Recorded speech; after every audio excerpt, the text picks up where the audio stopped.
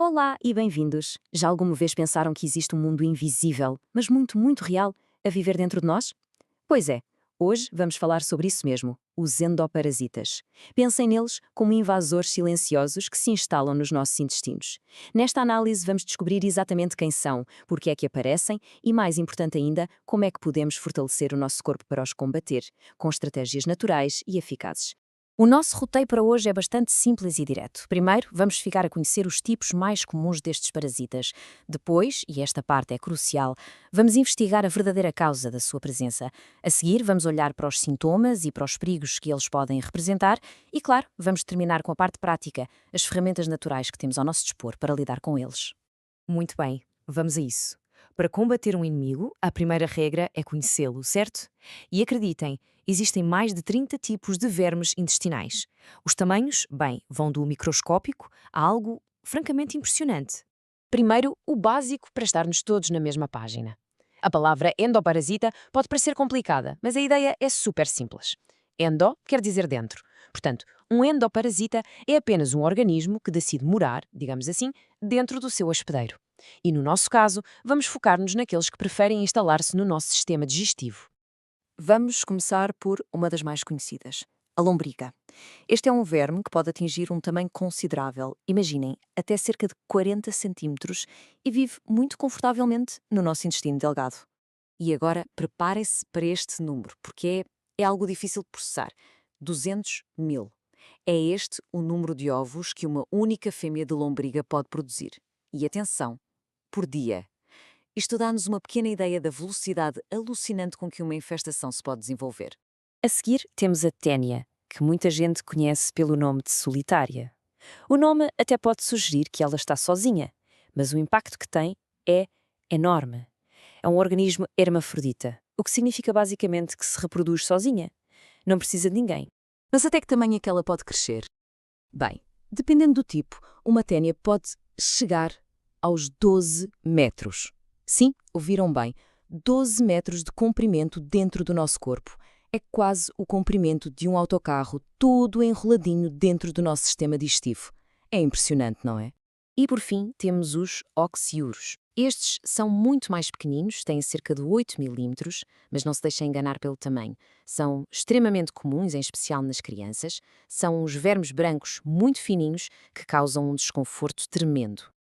Ok, agora que já conhecemos alguns destes inquilinos, vamos à questão que realmente importa. Por que é que eles aparecem? A resposta mais comum aponta para a falta de higiene, mas a análise que vamos fazer sugere que a causa é muito, muito mais profunda. Pois é, nós associamos quase sempre os parasitas à falta de higiene, a algo que vem de fora para dentro. Mas e se a verdadeira causa estiver já dentro de nós? A ideia principal aqui é que o problema não é tanto a invasão, mas sim o convite. Ou seja, um sistema imunitário fraco e um corpo desequilibrado criam um ambiente perfeito para eles se instalarem e, claro, prosperarem. Então, o que é que enfraquece este nosso ambiente interno? São coisas do nosso dia-a-dia, na verdade.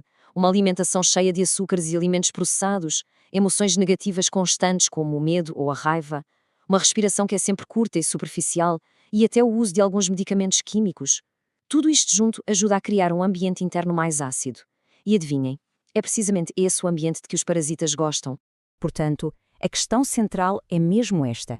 Um corpo que está forte, alcalino e com uma boa energia vital funciona como o verdadeiro escudo. Os vermes, pura e simplesmente, não conseguem viver bem nesse ambiente. Por outro lado, um corpo acidificado, enfraquecido, bem, torna-se o terreno de cultivo ideal para eles. A nossa melhor defesa vem de dentro para fora. Muito bem, vamos agora ver como é que este problema se manifesta no nosso corpo. É verdade que às vezes as infecções não dão sintomas, mas na maioria das vezes o corpo dá-nos sinais bem claros de que algo não está bem. Os sintomas mais frequentes são coisas como desconforto na barriga, tipo cólicas ou muitos gases, alterações no apetite, ou se tem uma fome voraz ou não se tem fome nenhuma, uma sensação geral de fraqueza e sonolência e problemas digestivos como a diarreia. E se estas infecções não forem tratadas, atenção porque podem levar a complicações bem mais sérias. Estamos a falar de coisas como obstrução do intestino, inflamação do pâncreas ou do revestimento do abdômen e até pode contribuir para o desenvolvimento de doenças crónicas, porque o corpo está sob um ataque constante. Mas o impacto não se fica pelo sistema digestivo, vai muito, muito mais longe. Chega até ao nosso cérebro. Existe uma ligação poderosíssima entre os dois, o chamado eixo intestino-cérebro. E o que é que isto quer dizer? Quer dizer que problemas crónicos no intestino, como uma infestação por parasitas, podem ter um impacto direto na nossa saúde mental, estando ligados a condições como a depressão ou transtornos do humor. Basicamente, o intestino doente pode mesmo levar a uma mente doente. Ok, depois de identificar o problema e as suas causas, vamos focar-nos no mais importante, as soluções. E a abordagem aqui não é só atacar os vermes diretamente, mas sim fortalecer o corpo para que ele mesmo tenha força para os expulsar. Então aqui ficam 4 ferramentas naturais que são muito eficazes.